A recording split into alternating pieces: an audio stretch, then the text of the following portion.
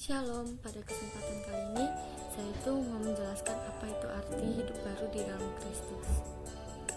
Jadi, sebelum kita masuk kepada ayat Alkitab, saya akan menjelaskan arti hidup baru di dalam Kristus.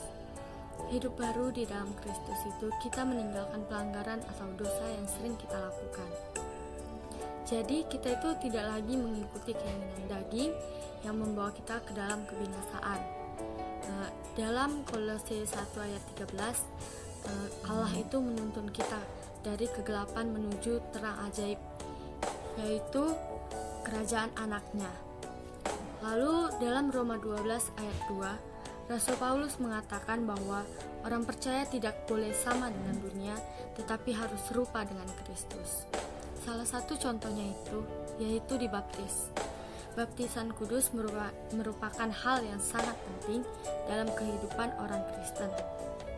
Hal yang terpenting itu bukan cara dibaptis, melainkan makna baptisan sebagai tanda milik Kristus.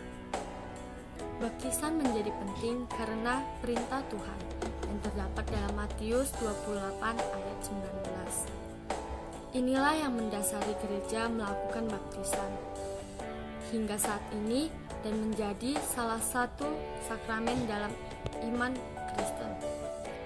Baptisan berasal dari kata Yunani yaitu baptizo yang berarti membaptis, mencuci, menyelamkan, menyelupkan, memandikan, atau membasuh. Baptisan dalam tradisi Yunani itu ada dua makna. Yang pertama yaitu upacara tanda masuk dalam kelompok tertentu, yang kedua upacara pembersihan dari dosa. Yohanes Pembaptis melakukan baptisan kepada orang Yahudi.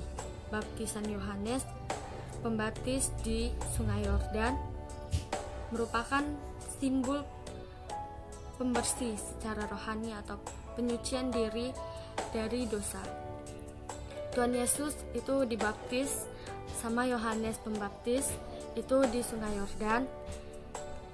Lalu makna baptisan menurut Tuhan Yesus itu bukan penyucian dari dosa, tapi simbol dimulainya pelayanan perkabaran kerajaan surga. Jadi makna hidup baru itu ada 5. Yang pertama, kita itu harus mengetahui makna hidup baru. Yang pertama, ada hubungan erat antara baptisan dan hidup baru. Saat seseorang menerima Tuhan Yesus sebagai Tuhan dan Juru Selamatnya secara pribadi, ia mengalami kelahiran baru. Ia dilahirkan secara jasmani. Dia dilahirkan itu bukan secara jasmani, melainkan secara rohani. Yang kedua itu, hidup baru di dalam Kristus itu berarti hidup kudus secara rohani.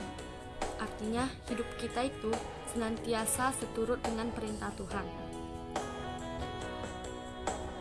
Dan kita itu harus menjadi anak Allah yang sejati.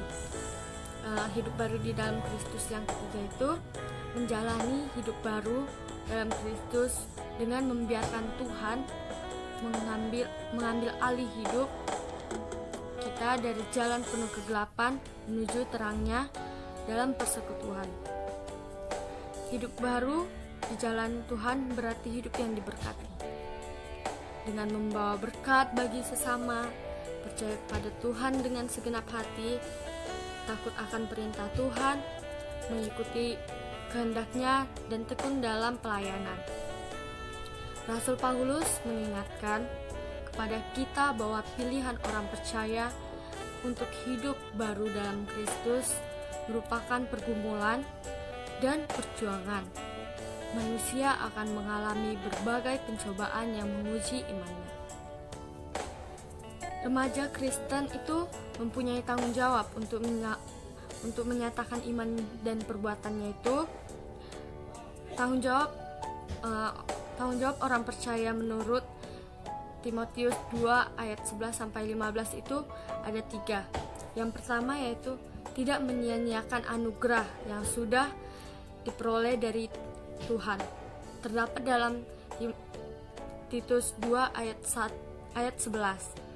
Yang kedua itu berupaya untuk tidak jatuh dalam dosa dengan berusaha hidup kudus di dalam Tuhan.